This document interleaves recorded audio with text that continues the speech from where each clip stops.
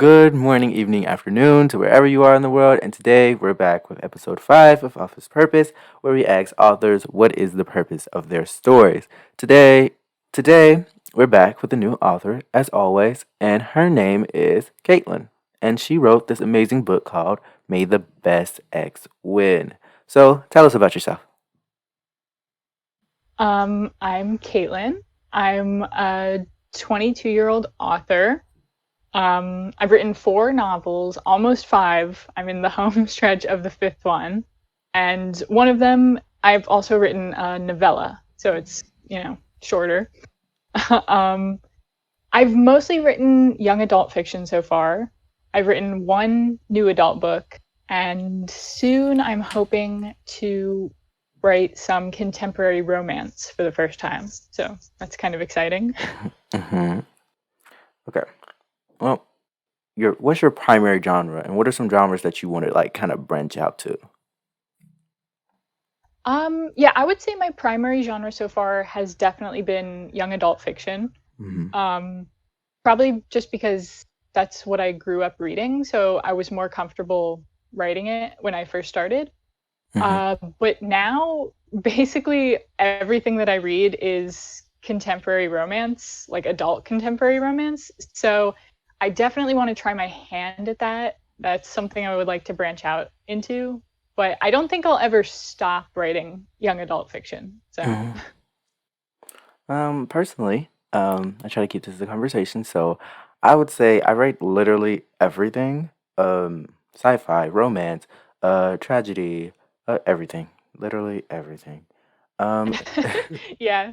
and that's only because I feel like it's realism in each aspect of the genre. Like sci-fi is, even though it's like in the future, it's still grounded in the past, a past that we know at least. And even when you're creating whole worlds, are there's still aspects of those worlds that are going to be influenced by your real life.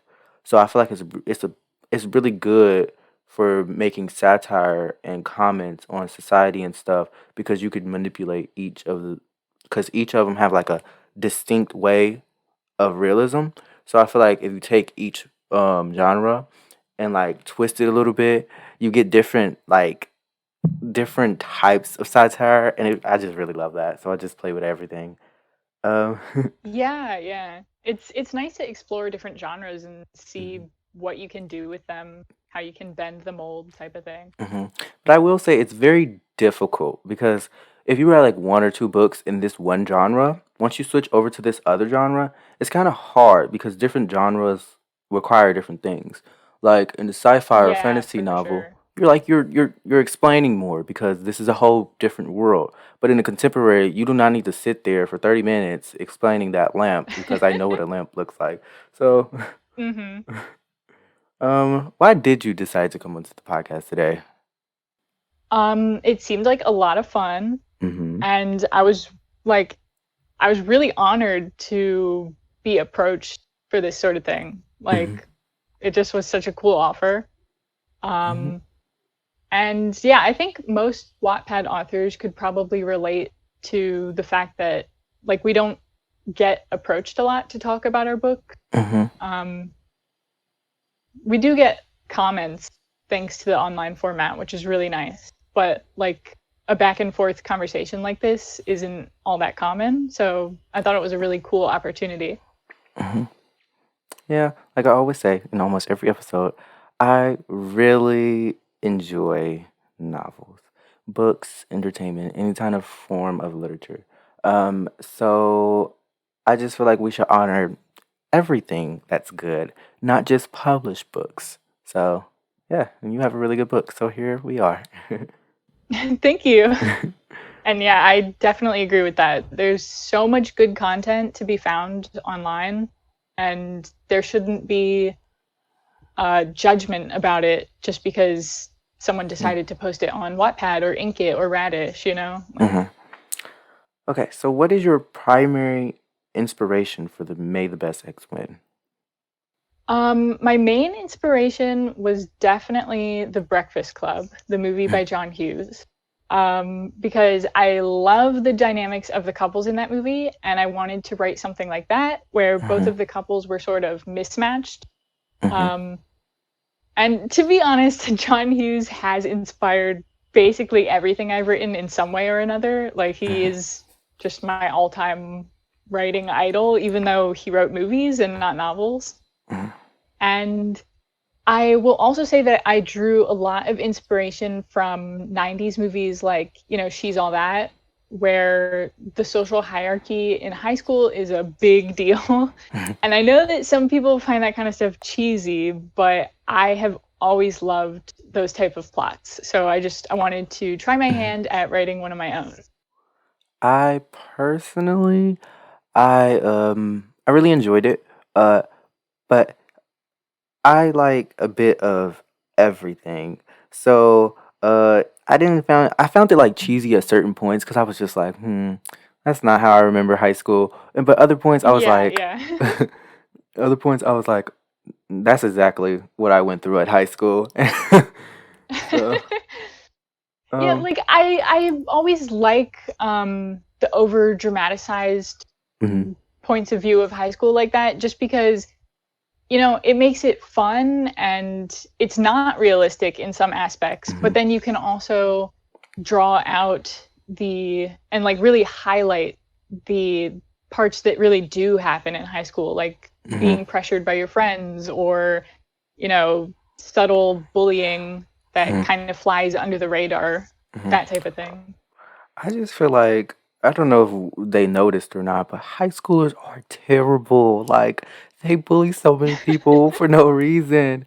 Like not all high Yes. schoolers, obviously, but when when you when in at least in my high school, it's just like it was kind of terrible because every day it would be somebody getting bullied based on whatever they decided, like whatever Hmm. the popular kids decided. But at the same time, it wasn't like the end all be all. Yeah, yeah, for sure. It definitely exists, but I do feel like it's not so, how do I put it? It's not as easy to see as it is in a book or a movie like these Mhm. types, you More know? subtle. Um, For sure. so what does your most used writing process look like? Because I know it's multiple types. Um, well, I am 100% a planner. I have to Mm-hmm. plan everything. So at the very beginning, I usually start with whatever initial idea I get, and then I Mm-hmm. will brainstorm who my main character is, what they're struggling with, and why like this specific external plot works for them. Mm-hmm. Then I will try to build that external story, and I typically follow the three act structure like pretty firmly. Mm-hmm. It works for me and I like it. And yeah, I plan it around trying to help the main character grow as a person. And Mm-hmm. then I will break those, three act sections down into chapter by chapter notes Mm-hmm. because as a planner and someone who really relies on outlines and everything, I like that when I sit down to write, then I will just have a list of everything that needs to happen for each chapter, and I just know exactly what I have to get done that day, and I don't Mm-hmm. even have to really think about it.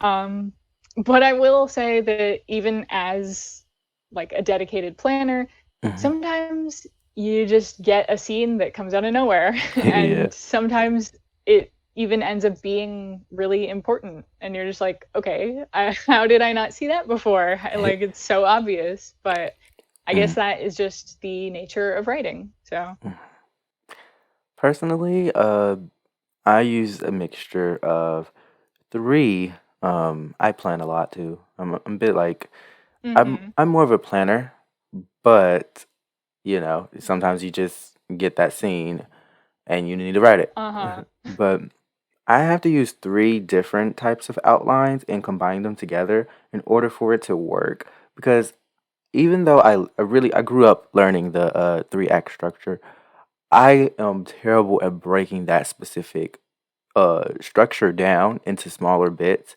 So I use that as my overall outline, but not my like nitty gritty outline. So I know that I'm gonna have Mm-hmm. Act one is going to be at the end of Act one is going to be like this big thing that sets us up for Act two, and then Act two is going to be the top of the pyramid, and Act three is going to be the downing action. Like, yeah, I do that for my overall, and I like write down like the specific big beats in the acts. But then I also use the 15 beat structure from Save the Cat Writes a Novel, because it really Oh gives. yeah, that's what I use too. Yeah, because it really gives my novel like that extra push of drama. Um, and then I use one more, which is the 27 chapter outline as a basis for my chapters. So all my books start out with 25 chapters, and they either gain or lose some depending on the character's problems. Oh yeah. Because the 27 chapter outline is literally, it's so specific that I can't like I it I have everything that I need. So I just use those three Yeah. on one book to make sure I have like the big and the little. Mhm.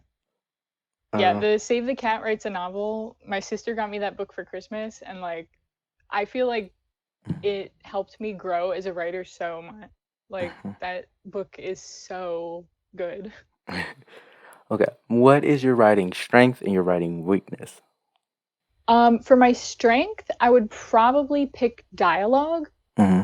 Um, and I think that that probably comes from the fact that I watch so many movies. uh, I love writing conversations, and I love when each character has a really distinct personality that can Hmm. shine through in everything that they say. And I was not so good at that when I started out, like with Four of Clubs.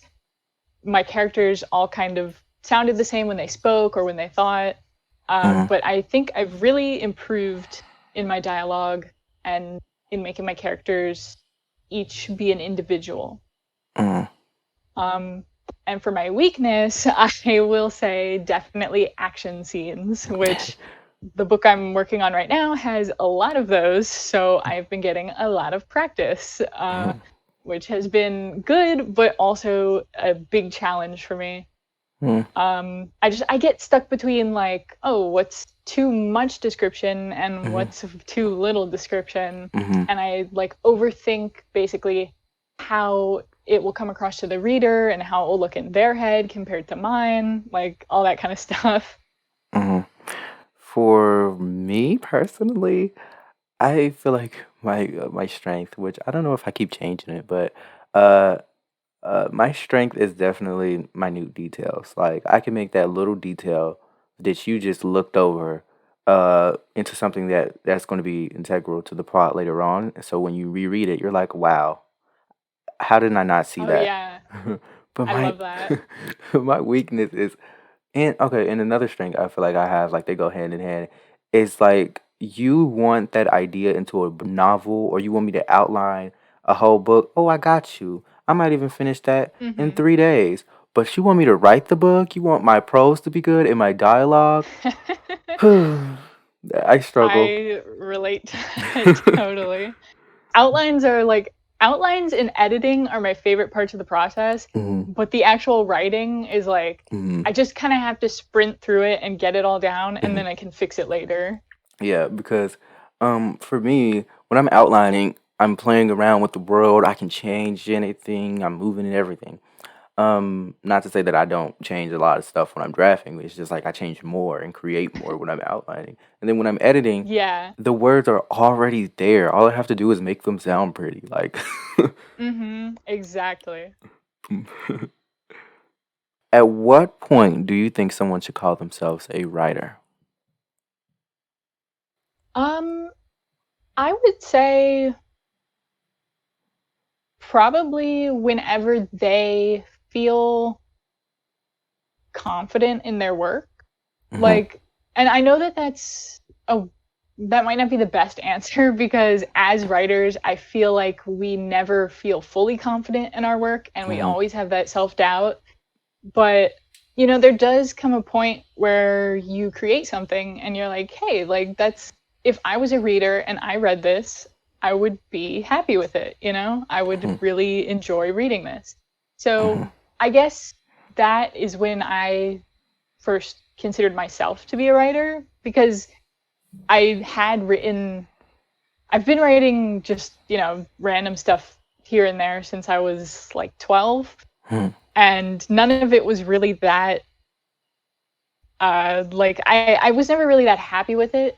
But once I really sat down and tried to think of an audience that wasn't just myself, Mhm. um, I definitely saw an improvement in my work, and I was like, yeah, this isn't that bad. This, I guess I am a writer, like, Okay. How do you develop your plot and your characters? um, that sometimes I can't even figure it out myself. With external plots, I really like to have fun. Like, I want the reader to have fun, and I want it to be, not necessarily action packed, but just really entertaining on the outside part. Mhm. Um, and I tend to get inspired a lot from just random media. Like the book that I'm working on right now, I got the idea for while I was watching Ash versus Evil Dead. And I just started thinking, how could this sort of thing be worked into a teen fiction story? And then it Mhm. just grew from there. So after I got that initial idea, I just started thinking about the characters and what sort of person would need to go through that sort of thing. Not that I hope anybody ever actually needs Mhm. to go through like fighting demons, but that's sort of the process with the external and then the internal plot. Mhm. Um, and then yeah, after the initial idea, I will try to form it out into different scenes and then just sort of connect those scenes over time. It's like a Mhm. matter of filling in the gaps, I guess. Mhm. The Um, puzzle. It's like a. yeah, I yeah. think of it as a puzzle. Like, oh, I'm missing this piece. Time to make it. hmm Mhm. Um. And yeah, I basically just the most important part for me is figuring out why the specific plot that I'm working on works for that specific main character. Mhm. Yeah, because I do that too. I take I start with their fatal flaw. I call it that. I think. hmm I don't know if I don't know if I heard that somewhere or if I just made that up because sometimes I just make up terms. But I call it Yeah, their fatal I flaw. think I've heard that. Um, and this is just like that one flaw that gets in the way of all of their problems. That's um their fatal flaw. Yeah, and it's just like that one flaw that just affects everything. It's that one reason why they can't be happy. Um, Yeah. yeah, I start with that and kind of just like go outward. Like, okay, so if this is your flaw, then these are the issues you're gonna have, and this is what you want, and this is why you can't get it. So plot. hmm um, but I will say that I do. I like to write novels where everything connects in one way or another. Um, where you would read that, or you would read another one of my novels and be like, "Is this character from this novel?" I really like doing that. Oh yeah, that's a lot of fun. I Mhm, kind of want to do that eventually, but I haven't branched out into it yet. mhm. Literally every single one of my novels, except for my short stories, are connected in an interconnected universe. Ugh. Yeah, that's so fun. It's draining too, though, because you're like, you have your own separate lore, and now I have to make it fit into this next novel. Like, oh, mm, Yeah, I can definitely see that. but it's fun for the most part. So, what is something that changed between your first draft and your final draft, and why did you feel like you had to change it? This one is very easy to answer Hmm. because my first draft did not do Chloe's story justice. And Hmm. I got a lot of flack for it, but it was definitely deserved criticism. So when I finally got around to editing it, I added a lot onto the word count, and that was all for Chloe's story. I even Hmm. like took away some for Preston and just gave more to Chloe. Mhm. So I'm definitely a lot happier with her character arc now and the way that her relationship with Finn develops. And Mhm. yeah, it was definitely a major oversight when I first wrote it, but I'm happy that I fixed it. Mm. That's so surprising because to me, when I read it, I obviously read it after the edits. I felt like Chloe was the main character. um, Yeah, yeah. I feel like she had the most going on, and she was the character that even in a multi-perspective spectacle, even in a multi-perspective novel, like it's still that one character that's like the main character. For sure. And I got those vibes from Chloe. Yeah, her plot is definitely a lot more actiony than Preston's. Preston's Hmm. plot is kind of more low key, Hmm. so I can definitely see Chloe being considered the main character. So, what is the major message, story, theme, whatever the case may be, that you wanted to get across with May the Best X win? The main message that I wanted to give the readers was to not care so much about what other people think of you Hmm. and to not let other people's judgments affect the way that you live your life. And that was an important message to me because I basically did that through all of high school. Like, I never spoke my mind. I Hmm. never, talked to anybody that I had a crush on. I never tried to branch out and make new friends. I was just very secluded because I was always worried about other people's opinions and Hmm. just everything that they might think of me. But, I wanted to emphasize that when you do that and you force yourself to stay in that bubble out of fear, that there's a lot of mischances and probably a lot of questions that you'll end up having for the rest of your life. Hmm. Like, if Chloe was too worried about her social status to, branch out and talk to Finn, she probably would have always wondered, what if I had taken that Yeah. chance? So the message is just, be true to yourself and what you want and Hmm. try not to worry so much about what other people think of it. It's impossible not to worry at all about other people, but you can sort of fight it and just be like, no, I want this and I'm doing it. And if other people don't like it, then, that's their problem. Hmm. Do you think you succeeded in portraying that message? um, I like to think so. Hmm. Um, if I feel like if I picked up that story as a reader, I would at least understand the message. Hmm. Um, I definitely tried my best to have the characters change and go through that arc Hmm. and face up to their flaws of caring too much about everybody else's opinions. But I will also say that I was still learning a lot about storytelling at the time. Hmm. So if I do go back and edit it, or if I had to, write it all over again, I would probably drive the message even harder just to really enforce it. Hmm. So what advice, if you were to go back and you were to have all your memories intact, and you were writing this novel again, what would you do differently? um,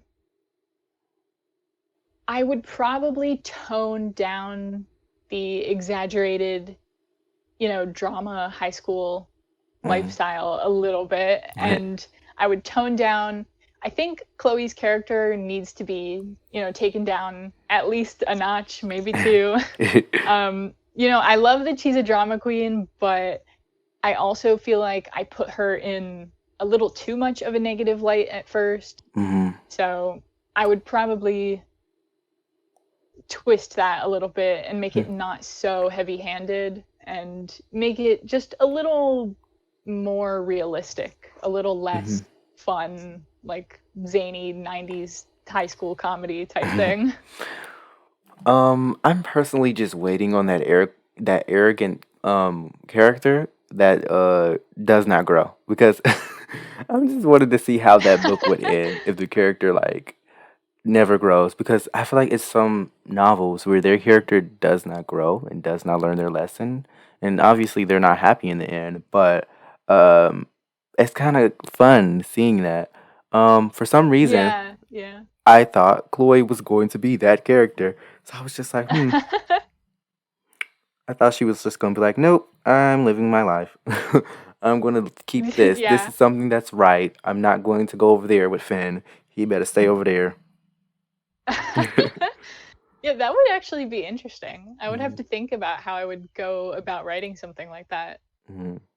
Yeah, because even though I really respect and love happy endings, I love to death bittersweet endings because it's like, we got here, we're happy, but we had to make so many sacrifices to get here. And Mm-hmm. I, Yeah, for I don't, sure. and it's just only a select few novels that I have read that had a truly bitter ending where everything just was wrong that I actually enjoyed. But when it's too happy, I just be like, why did I read this? Because they got everything they wanted, but that's not real life. I swear, like you think that Yeah. you want something, and then when you actually get it, it's you realize that it's not even what you needed, nor that you want now. Yeah, that's very true. I Hmm. guess I'm just very fond of happy endings. I do also like bittersweet endings as well. Hmm. But I guess just because, it's a distraction from the fact that stuff like that doesn't happen in real life Hmm. and that real life is more complicated than that. Hmm. So I guess that's my reason for Yeah, and that's happy totally endings. fine. Yeah, we need diverse Yeah, people. yeah. Like, it's okay to have a different opinion. Like, that's how Yeah, I for feel like we sure. need to understand with writing. Like, everybody is different. Mhm. And there will always be, at least one reader out there who is looking for what you're putting out, Hmm. which I think that authors can kind of forget that and Hmm. start to be like, nobody's going to want to read this except for me. This is, Hmm. I am not pleasing anybody with this. And it's like, no, there's definitely an audience out there for it, Hmm. even if it's small. Like, just post it and, Hmm. find your crowd.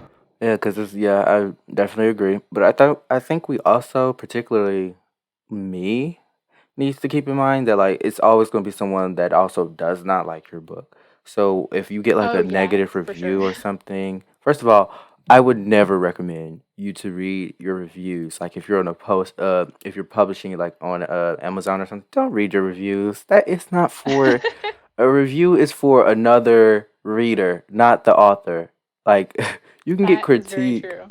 Like critique is something totally different than a review. Like you review something because you want to tell other people, not the person that created it, how you felt about it. Like so, don't read the reviews. But like if it's That's critique, a good point. Yeah. like if it's a critique, I feel like you should realize that somebody's going to say something negative about your book, and you should really start um, toughening up your skin because that can really hurt because you spent months or days or years or whatever the case may be on this thing, and once you finally get it out there to get a negative review, I feel like we should understand that like you don't take down your book because you got a negative review. Like it's going to happen. Just Yeah, expect it. totally. When I finished posting Oliver Osman Lives Again, Mhm. the first like three, maybe four comments on the last chapter were people who they were not happy with how it ended. They thought Mhm. that there needed to be more of an ending, that there should be an epilogue. Mhm. And, it really, I was very much doubting myself. And I was like, oh my gosh, like, did I make a huge mistake with how I wanted to end this? But then, after a few more days, a couple more weeks, the opposite type of comments started to roll in where Mhm. people were like, no, this ending is great. It fits the story perfectly. So it's, you, like you said, you can't please everybody and people have different opinions and that's okay. Mhm. So, why specifically to you? Why does being an author matter? Um, being able to affect people's lives, like even if it's just something as small as them enjoying the story while they read it and then never even thinking about it afterwards, Mm, that to me still means so much. Like just the yeah. fact that I was able to give someone enjoyment for like 4 hours, like that's crazy.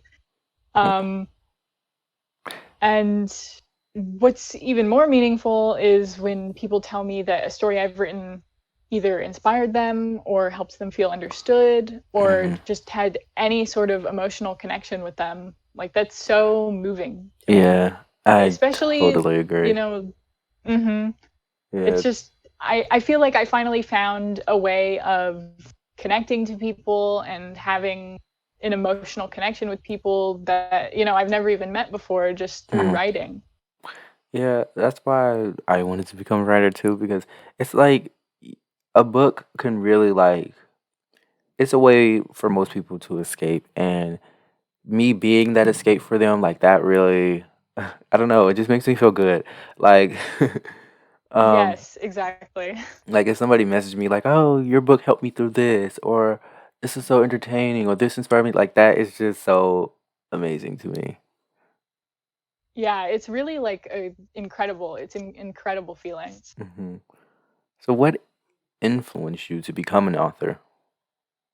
I have to again say John Hughes movies. um, just everything about his characters and the way that he tells stories. Hmm. It all resonates with me so much, and I love the way that his movies are so fun and they carry so many important messages, but at the same time they always have a serious undertone. Hmm. And when I was a teenager and I first started, you know, I didn't really take writing seriously until I was about like 18. But Hmm. before that, I was still writing just stuff for myself, basically. And seeing the way that he respected teenagers and that he took them seriously, like it meant a lot to me as someone who was a teenager. Hmm. uh, just and I've always wanted to try to emulate that and get the message across that just because someone is young, it doesn't Hmm. make their feelings or their experiences invalid or any less important than the experiences they'll have when they're 25 or 45 Hmm. or whatever they feel at any age. um, so yeah, I just his movies made me feel understood, and more than anything, I guess I just wanted to create that feeling for somebody else. Hmm. Yeah, because what I've noticed, like around on the internet when I be roaming, like people like to say, "Oh," to a teenager, like, "Oh, grow up fast," or "You should be more like a doll," or "You're acting like a teen." Um, and then when they actually do something that's like adultly, like I don't know, like do something like, or they talk about real world problems, you be like some people be like, "Oh, you're just a teen. What do you know?" Like, and I just Mm-hmm. like I feel like it's value in every experience that you have as a human because it's going to teach you something, whether that be negative or positive. Yeah, So like definitely. a teen should just be a teen because like if they miss out on those experiences, it's not going to make them into like a better adult. It's probably going to be worse because they couldn't express their emotions. So now that's something that is going to be in their adulthood or stuff like Yeah, that. Um. yeah. I hate when like if a teenager is going through like a breakup or they're stressed about their friendships or something like Mhm. that when they're in high school, adults have this tendency to say, "Oh, it's just high school, it doesn't really matter." And it's Mhm. like, "Well, that's their life." Like what are they supposed to do? Just not care about it? Like, I don't Mhm. know. It never made sense to me. Mhm. So, how did publishing your first book, which I'm not sure which is your first book, unfortunately, change like you as a writer or your writing process as a whole? Um, well, I have been publishing things on Wattpad since 2015, but it was on an Mhm. old account, and I never actually finished a story until 2018 when I Mhm. finished Four of Clubs. So that was the first one that I published on my current account. Mhm. Um, and I would say it changed my process by being a starting point. Like, Mhm. it was the first time that I really tried to write a story with any type of audience other than myself in mind. Mhm. So I learned a lot from writing it. I learned from the mistakes I made and what was lacking. But at the same time, I learned what my favorite parts of writing are and what my natural strengths and weaknesses are. Mm-hmm. And thanks to posting it on an online platform, I was able to get feedback from the comments, and then I knew what other people liked and disliked about it. And, that's always really helpful to just be able to see, okay, people love this thing, but I clearly need to improve on this thing and this thing. Mm-hmm. Uh, so the best example I can think of would be character voice again. Um, like if you go back and you read Four of Clubs, and it was even more apparent in the first draft, but still you'll notice that like between Maddie's point of view and Jade's point of view, there isn't really that much of a difference. Like their voices don't differ that much. You can't really tell them apart if you put them side by side. So that's something that I've tried to work on a lot, and I've definitely been working on improving. And for some reason, I still feel like it's one of my weaker points, but everybody has weak points, and all we can do is study them and work on them and just try to grow. Mm-hmm. So, yeah, I would say that I changed as a writer after publishing Four of Clubs just because I finally got a feel for what it felt like to write a story, and because of the feedback, which people kind of seem to overlook that when they do sneer at these online platforms. It's a great opportunity to connect with readers and find out what they like in your writing and what they don't like. I haven't published my first book yet, so I can't opinionate that. But I would like to ask, do you still have your old account up? Is it like a secretive thing? um, I do still have it up. I don't consider it like a secret thing, but I definitely don't like advertise about it. There's just Mm-hmm. some old like I think I have two like old fan fiction type books on there, like of like Mm-hmm. imagines and one shots. Because when I was in high school, I loved writing imagines. That was like my outlet. Um, and that's another thing that people kind of sneer at or like are like, ooh, like. But it's fun, and it's a great way to practice as a writer. So Mm-hmm. yeah, I don't advertise for that account, but if somebody finds it, I'm not gonna be like, oh my gosh, like they found my secret. So if that's the case, could we have the username? Yes, it is actually a John Hughes reference. It is the username is Save Ferris, but the last I is actually an L. Mm-hmm. So it's kind of like my current username in that respect. Hmm. I was just asking because sometimes authors like, oh no, I would never give the username out because what I had on there is so. Ooh. Yeah, no, I mean, I did have a lot of things on there that I do like cringe at and that I would not Mhm. want people to find, but those have been unpublished. And the fan fiction work, like, I'm not a big fan of it, but it is what it is. And I had Mhm. fun at the time. I was like 16 or 17 when I wrote it. So Mhm. I'm not going to be like overly critical about it because it Mhm. wasn't something where I was trying to, really Mhm. make a statement or anything like that. It was just a little hobby that I had. So, So you can take this question however you would like, because I know you have four technically main characters. But how would your main character or main characters, go about solving problems? And can you give us some insight on their mindset? um,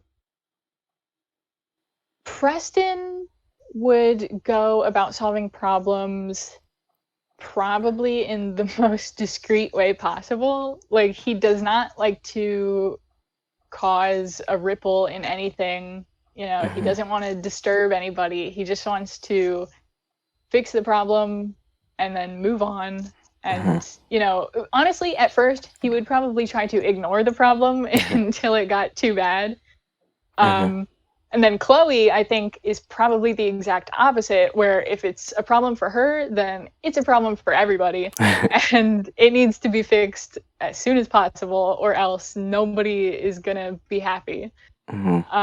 So she would charge at it head on, and she would not be afraid to recruit other people in fixing whatever her problem is. Hmm. Um, and for Finn and Emily, I do sort of consider them more secondary characters, Hmm. but Emily, she would definitely try to fix it herself. Hmm. Um, she would maybe, if she was close to someone, she would ask them for help. But yeah, I imagine her just trying to, kind of like Preston, fix it behind the Hmm. scenes, not cause too much of a problem. And then Finn, um, he would probably have his own wacky way of doing something that nobody else would ever even think of Hmm. as a way to fix a problem, and he would probably end up causing more problems in the process. For me, one of my work in progress is called Losing Myself. It deals with teenage depression. Anyway, um, the two main characters, well, let's say three. The three main characters are Solom, I think Nathan, and Speranza. I think those are the three names. We will see if they Hmm. stay. And Solom, which is the main character, the one the story's about. Solom, he goes about solving problems. It just depends because he's very vocal about his feelings, but it's not like he will come to you and be like, "I feel this way." Like if Hmm. you look at him, you see what he's feeling. Like he's like an open book, even though he doesn't want to be. So his problems typically get solved by others, but like if it's a problem for him, he will solve it his own. But he prefer people to fix his problems rather than him fixing them himself. If that makes Yeah. sense. Um, Hmm. and then Speranza, she's a very proactive character. If it's a problem, it's solved immediately. As soon as she notices it, solved. Yeah. Hmm. She's big on trust. You betray her, she's not going to bat her eye at you again. You, and then Nathan, I believe that character's name is. His, he's more of a I I fix everybody problems but my own. Oh yeah. Like, oh my god, are you feeling this way? Let's solve this. But I feel this way, but I'm going to ignore that. I'm just going to solve your problems. Yeah. That's those are those three. Um, so moving on to the next question, what are some of your unfinished projects, and do you ever plan on completing them? I definitely have a lot.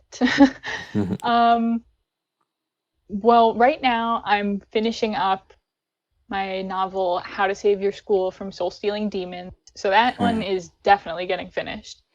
Um, and then, like I said earlier, I'm wanting to branch out into contemporary romance. So I've been working on the plots for that, type of thing.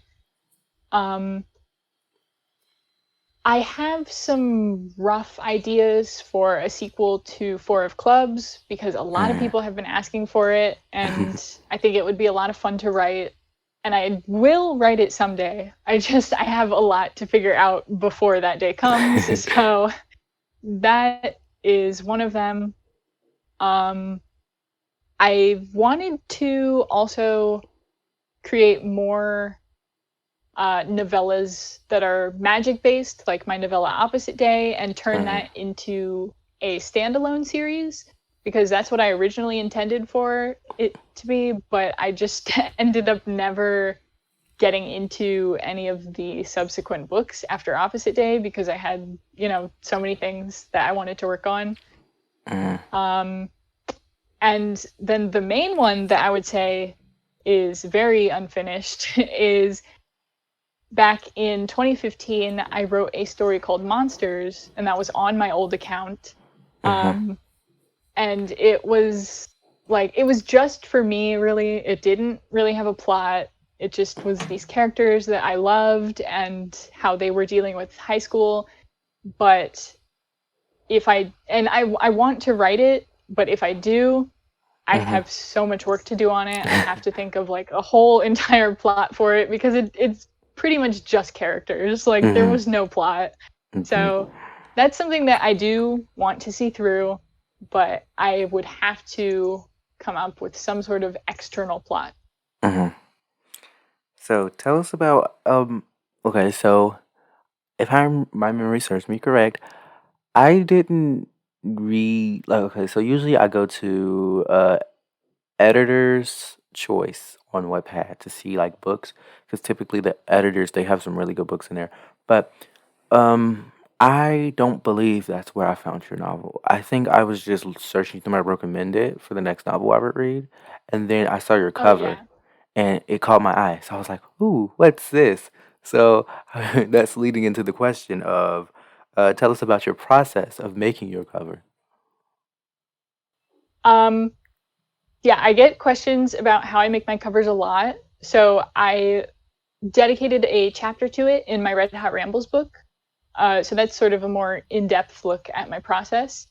Um, and then after I sketched out my ideas and I picked a design, I went into Photoshop and started to draw the people, which in this case I traced over pictures that I found online. And I used the pen tool because I like the way that it gives that vectorized style, because that's definitely my favorite cover style, at least for teen fiction books.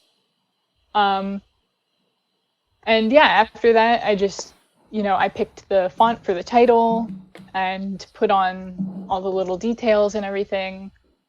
And it's a long process to make covers, but at the same time, I love it because it combines my passion for art and my passion for writing. And I really enjoy doing anything that's artistically related to my stories, like, drawing the characters or making aesthetic mood boards, or I feel like even making playlists is an art in its own way.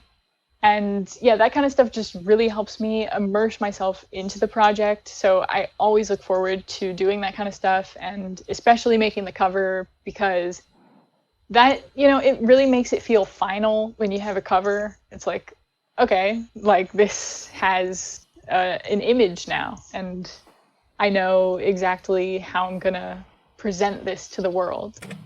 Um, so yeah, that's basically my typical process with coming up with covers. Yeah, I would say that the actually playlist part is a big part of my writing process too. It's just something about Hmm. certain music really get me into the mood to write certain books. Um, Yeah. yeah, and I feel like it's definitely an art because you have to really play around with certain musics because even though it gets you in the mood to write, you're really distracted and you're singing the song or you dancing Oh, instead of for sure. writing. So I feel like it's really like a thin line of cat and mouse. So Yeah. Yeah. I have one playlist that's like for actually writing the Mhm. story, and then I have another playlist that's like representing the story. So what does success mean to you in the form of writing? And when did you believe that May the Best X win was successful? Success to me means writing something that affects people in a positive way. So, Mhm. like I said before, whether it's as simple as them just laughing while they read the story, or as deep as it changing the way they view their own life and their actions, Mhm. knowing something that I created could move somebody in any way is success to me. Mhm. And I would say that I felt like May the Best X win was successful when I first started to get those types of comments. Mhm. Um, but I do also have to admit that there will always be that part of me that, you know, as hard as I try not to, I do see the numbers. And Mhm. I think that comes with being an online author. It's impossible to not on some level relate success with numbers, Mhm. because, you'll see a story that has a million reads and you just think, like, I wish I was that successful, I wish I had that big of a following. But Mhm. I always have to remind myself that there was a time when my current numbers right now would have just blown my mind, and I would Mhm. not have ever believed that I would get to this point. So, Mhm. you know, you just have to, you can't ignore the numbers, and obviously they do mean something to us on some level, but they're not the Mhm. most important thing. And a story with 200 views could have totally changed the lives of all of its readers. Mhm. And, I don't think that anybody could not see that as successful. So Mhm. So, could you tell us about how do you balance your personal life and your writing life? I keep a planner. Yeah. um, yeah, like I mentioned earlier, I plan everything in my stories, and I kind of do that in real life too. Mhm. Like I probably actually annoy people sometimes because I'm very much the type of person who, we have plans. I want to know, okay, Mhm. exactly when are the Mhm. plans? When are we doing anything? Mhm. Uh, and I feel like that really helps me as a writer because, we don't have scheduled blocks of time like at work or at school. Mhm. So when the rest of my day is planned out, then I can plan my writing time around that. And I can know, like, okay, I'm going to be out from, 10 a.m. to 3 p.m. So I'm going to have to Mhm. write either before that or after that. Mhm. Um, Sometimes the balance does get difficult, like when I'm really in the zone of wanting to finish a book or Mhm. completing edits. Like, I don't tend to let myself do much of anything else Mhm. because I just, I'm so pressed to get that goal. I just want to finish it and complete the Mhm. story.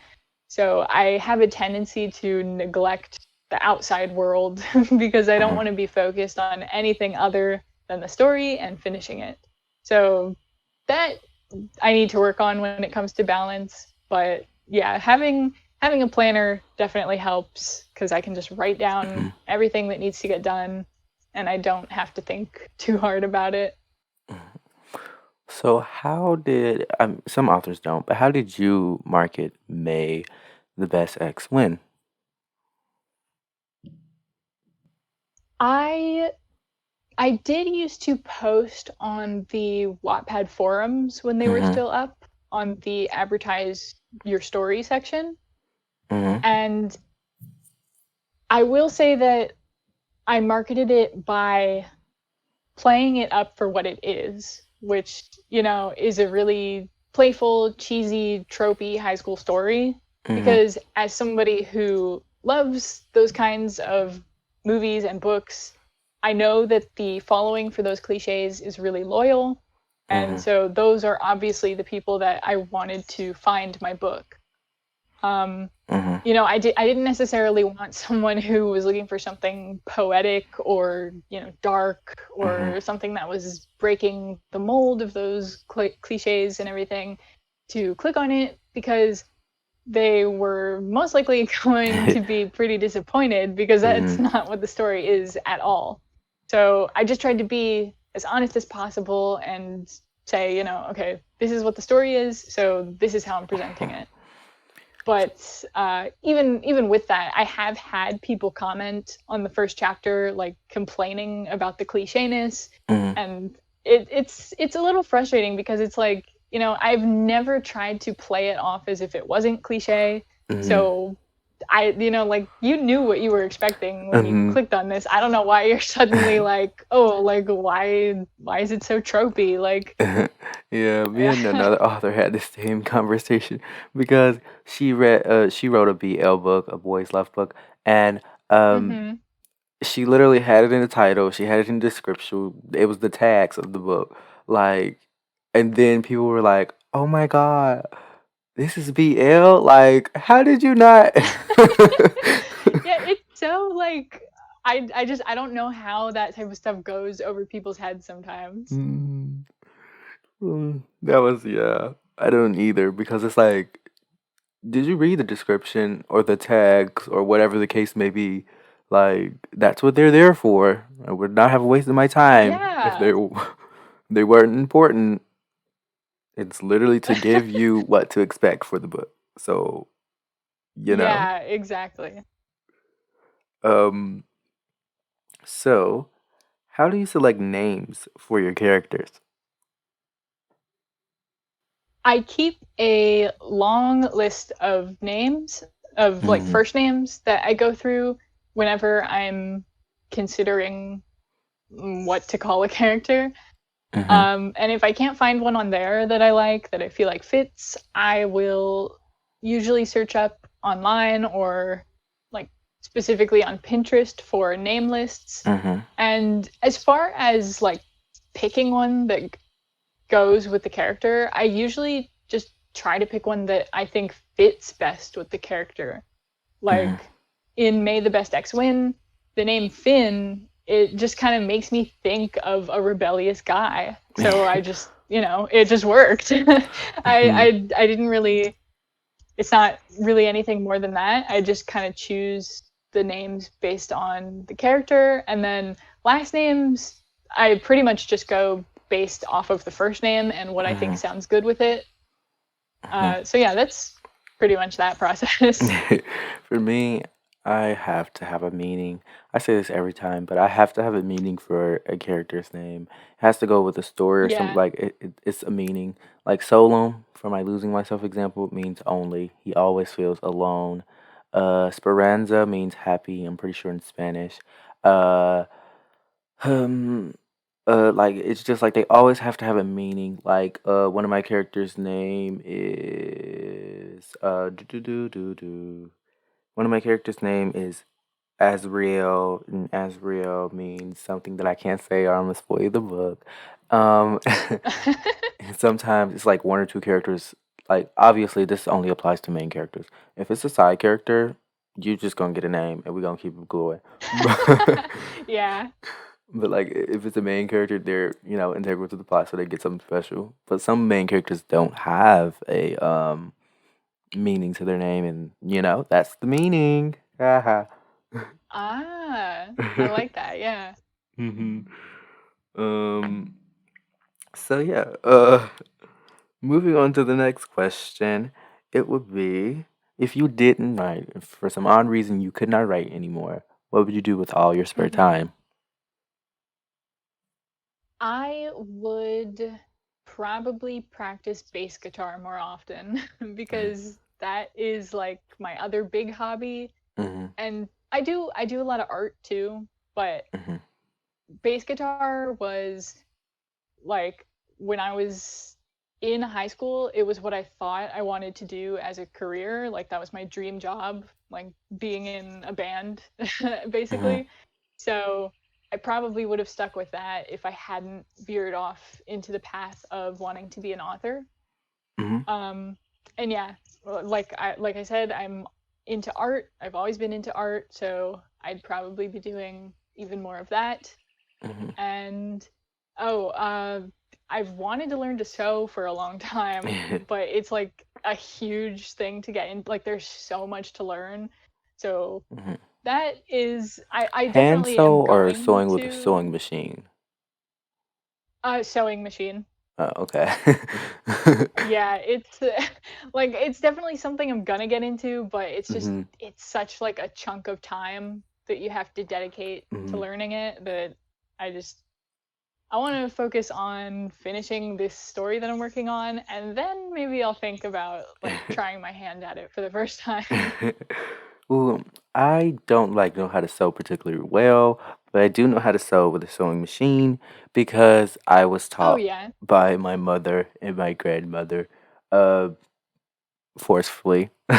But I end up liking it. um, Yeah, yeah. I've heard that that's like the best way to learn is to have somebody teach you. yeah. I don't know if I still remember. I haven't done it in years, but I used to be able to make like little bags and little like things that you put those little things you put in your Yeah. pop so like your hands don't get cold. I used to make those Mhm. a lot. I used to like to make my name in it. Yeah. I wonder if I still know how to do that. Um, so what characters in your books are most familiar to you or to the people you know? I would say in May the Best Ex Win, Hmm. I'm probably the most similar to Preston. I Interesting. relate to. Hmm? That's interesting. I thought you were gonna say Oh. like Chloe or Emily, not Preston. I think it's because I relate to the way that he is sort of cowardly. Like Hmm. I know firsthand that it's not easy to stand up to your friends. Hmm. And some readers, you know, they don't always understand that that's a big deal for him. And, Hmm. as somebody who relates to that and sort of had that experience where I never spoke my mind to my friends, even when I felt wronged, because, I was always so worried about the consequences. Hmm. Seeing those type of comments, it just makes me realize how much I do relate to Preston because I'm like, it's almost like it hurts my feelings in a way. Like, not really, but, like I really empathize with him and what he goes through in the story. Hmm. So I would say that I'm probably the most similar to him. Hmm. Uh, I do share similarities with Emily because she is artistic and Hmm. stuff like that. So that too. I feel like it would be a toned down, a very extremely toned down version of Chloe would be me because like I used to be like, I'm not, I feel this way, but after a while, honestly, I just been like, well, I feel this way. How are we going to fix this? Mhm. Like after a while, I just realized like I had to be straightforward and tell people my feelings instead of like playing around with them. Not to say that you play around with your feelings, but I just No, feel like yeah, no. it that's what that will that is what works best for me if I just simply say what I feel. But sometimes it does not work out because even though you feel a way, that does not give you the right to do certain things. Yeah, yeah. Yeah, I think Chloe does have a good way of dealing with things in contrast to Preston. Hmm. Things on an emotional level. She's definitely more honest than he is. So how long does it take you to write a book? That is hard to say because of how different each book has been Mm-hmm. and the fact that with some of them I did hit walls Mm-hmm. where I just like got stuck and then I that's a bad habit for me. I'll get stuck and then I will just stop writing the story for like a month so that, tacks on an extra month to my writing time Mm-hmm. technically. Um, but I would say probably I average around like 4.5, 5 months, somewhere around there. Mm-hmm. Um, Oliver Osmond Lives Again is an outlier that took way longer because I had a job at the time that was just like it drained all my motivation to write. So I could barely get myself to write anything for like 6 months straight. So that book took a long time. Mm-hmm. But yeah, my other ones I would say probably around 5 months. Mm-hmm. Um, and I know that I could do it faster, and I'm trying to get past that repetitive cycle of taking a break whenever I get stuck Mm-hmm. because that slows me down so much. And I have so many books that I want to write, so it wouldn't hurt to Mm-hmm. write a little quicker. But I also, you don't want to rush the process. So Yeah. I got to work on finding that balance, basically. That good medium. Cause yeah, totally understand. Cause sometimes I hit a wall and I'm just like, oh, I'm not gonna write this for a month, and then a month Hmm. later, I'm like, it's still the same difficulty. So why did I take that break if Yes. it's not even like if I just would have wrote it then, I would have been past it already. Uh-huh.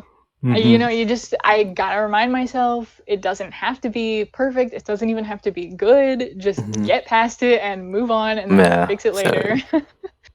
Mhm. Like, okay. So if you only could meet one character from your novel, what would that who would that character be, and what would you say to them? You only get to say one thing. That is a good question. That is difficult to pick between Preston and Chloe because, they are the ones who both have the most to learn. Mhm. Um,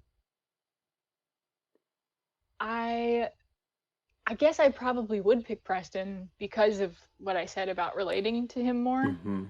Um, but for either of them, I think the message would be the same that I would want to say, which is just to not worry so much about what other people think. Mhm. Maybe if somebody had told them that at the beginning, then the whole thing would have happened a little faster. But, then I wouldn't have had a story to write. So, uh, but yeah, I think I would pick Preston because he might be more willing to listen.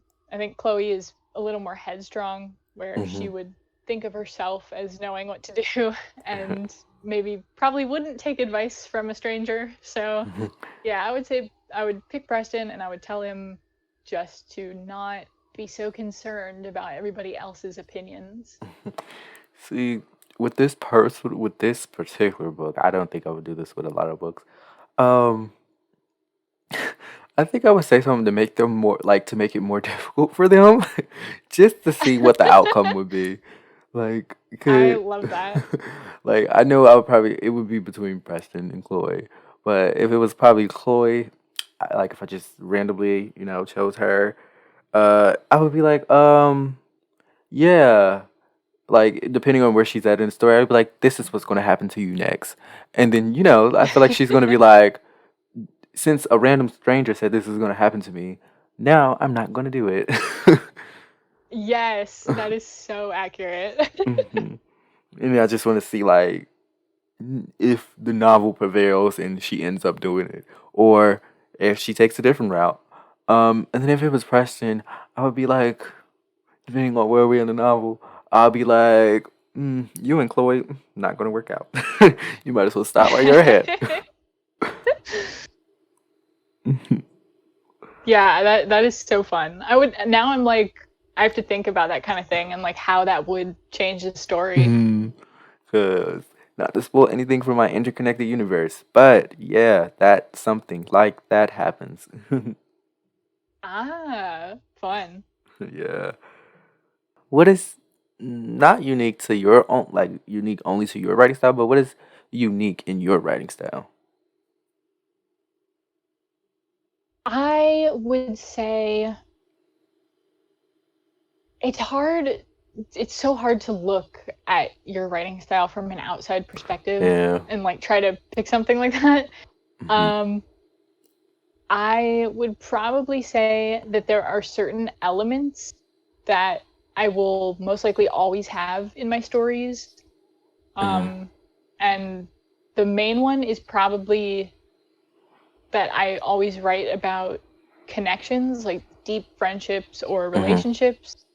Because I guess that was something that I've always sort of yearned for throughout my life. So I love focusing on that in the stories and just having that hmm be an important part of the plot.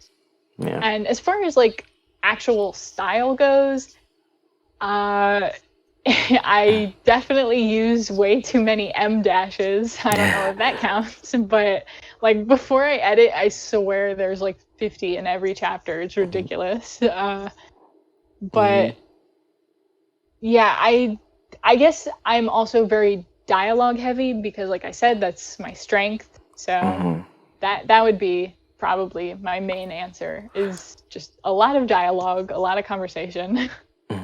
What catches me for your unique writing style will be how you handle cliche tropes. Like, cause Ah. for me, like, I read everything, as I keep saying. So Mhm. I read stories that have a lot of cliches in it, and some of them I don't like. I read stories that avert cliches. So like with you, it was like and this doesn't happen a lot. That's why I said it's kind of unique to you.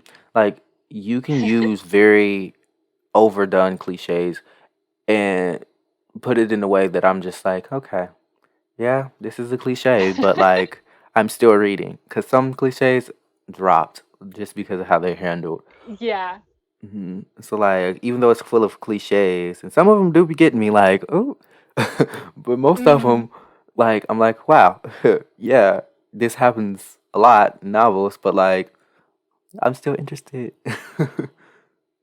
That means a lot. Yeah, I'm very happy with that. Mhm, Especially since May the Best Ex win is definitely my most cliche story. Like mhm, I definitely was heavy-handed with those in there. So mhm. that's a big compliment for that one. Um, I do. What is your like? If you could choose one character from your novel, one side character, and write a spin-off novel about them, who would it be, and what would the plot be? This is a fun question. Mhm, Um, I think I would pick Ronald, which mhm. is I was interesting gonna say because that too. he's such a small character in the book, Mhm, but I think it would be fun to, in this universe where high school is so, mhm, you know, dramatic. I think it would be fun to write a story about him where his world gets sort of flipped and, he becomes really popular or something and he has to learn how to deal with that. And maybe he realizes it isn't as fun as he always imagined it was. mhm, He misjudged the atmosphere that he was stuck viewing from the outside for so mhm, long. Um, and yeah, I think that could be fun where he has a lot of scenes where he just has no clue how to deal with mhm. this, world of the popular kids, which Hmm. uh, is like, yeah, same, Ronald, same. I wanted Ronald because I wanted to see, yeah, something like you just said, but to add my own little twist on it. Um, I know it was one of Preston's friends. I don't remember his name for the life of me that kept bullying Ronald. But what was his Oh, name? Hank. Hank, yes. Okay, I Yeah, wanted to see a love to hate relation with Ronald getting popular and Hank getting unpopular, and then they figure out that like they switch positions, but they love each other. I just would have been like, oh Lord, this is too much. What that all of would this be drama? so fun. I Yeah. love that.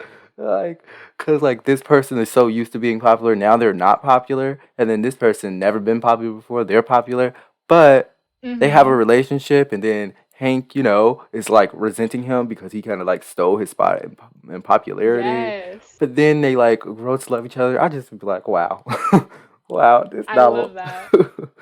this novel got me feeling things. I don't know. I love almost every trope, and I read a lot of enemies to lovers. Do. Yeah, that's a great one. I love the angst. I live for the angst. Yeah, very angsty. Okay, what was your hardest scene to write, and what like helped you get through it? I think it's hard to pinpoint one scene exactly, but it would probably be the scene where Chloe is talking to her dad in the car after she has that argument with Finn, and they start talking about her mother who has passed, Hmm. and just the way that her dad hasn't been able to be there a lot Hmm. afterwards. Um, I guess because, I mean, grief is never easy to write about. That's true. So that was difficult. And I wanted to make sure I was getting all the feelings right. And, because it is a very lighthearted story. So I never wanted to make it too heavy either. So I had to try to find that balance. Hmm. Um, as far as getting through it, I guess, I just tried to write from a place of honesty and just come at it from an angle where, it didn't need to be super upsetting, but Hmm. it was still obviously meaningful and, you know, I had to find that balance basically. Hmm. Boom, boom.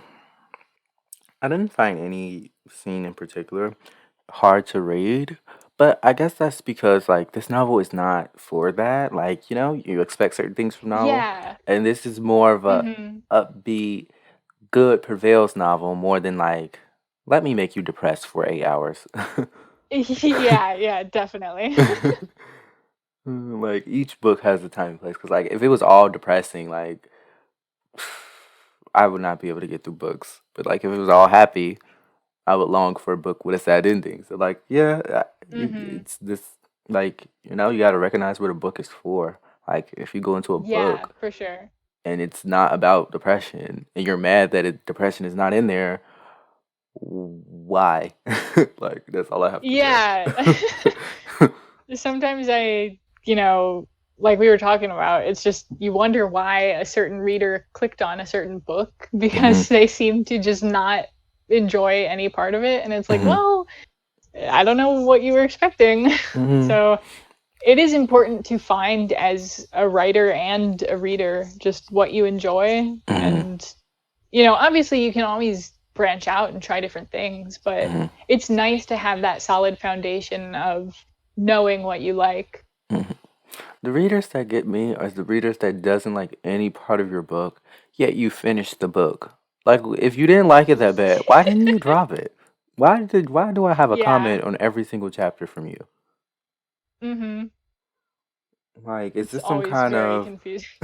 like is this some kind of sign? Like, do you secretly like it? Or are you like, what's up? Because I'm pretty sure if I don't like a book, guess what? It's getting returned back to the library, or I'm gonna go sell that book, or I'm going to drop it. Like, I'm not gonna finish a book that Yeah. I don't like. And I would never like be rude to the author just because I didn't enjoy their book. Like Like, it's you I can't would give please everybody again. critique So like it like again. I read everything, anything and everything. mhm. So I don't have like any particular likes or dislikes. So like if I didn't like a book, I won't. It's not typically because like the plot was da da da da da da. It's more so like, oh my god, why would you say that? Like that's not how it is. Like it's those books that I don't like because I feel like it's a Yeah. place in a novel for everything. So like it's a place for hate to love. It's a place for even though I really don't like these books, some of them are really good. I'm not like other girls, or I'm not like other boys. Those tropes, I don't like it. But it's some novels Mhm. that's really good that I have read that's really like it plays with it really well.